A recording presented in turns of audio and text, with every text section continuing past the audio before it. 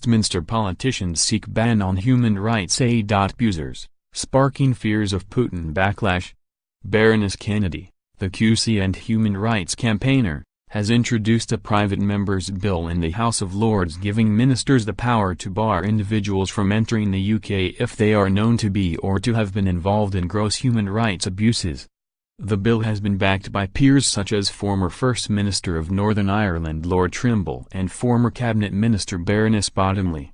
Labour MP Ian Austin has also proposed a similar bill in the House of Commons. Mr. Austin's bill has been backed by former Justice Secretary Ken Clarke and Chairman of the Foreign Affairs Select Committee Tom Tugendhat. Expressing his support for the bill, Mr. Tugendhat said, "Corrupt states are spreading their poison and we must act to stop them." The Commons and Lords bills would introduce a public list of those banned from entering the UK under the measure. Both bills represent attempts to bring in a Magnitsky Act akin to legislation already introduced in the US, Canada, Estonia and Lithuania.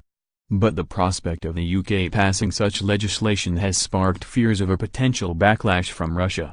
Russian President Vladimir Putin has before taken action against similar measures being taken in other countries.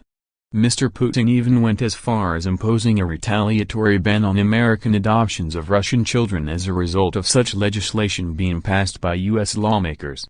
However, former Prime Minister David Cameron last week appeared to endorse the idea of imposing visa bans on human rights abusers as he said we need to think about other ways of hitting the corrupt where it hurts. In a speech last week Mr. Cameron said, "One of my regrets of my time in office was that we didn't introduce the Magnitsky Act." The Foreign Office argument was that Britain's existing approach was better, because we could sanction all the people on that list. But I soon realized this ignored the advantages of working together, with other countries, under a common heading.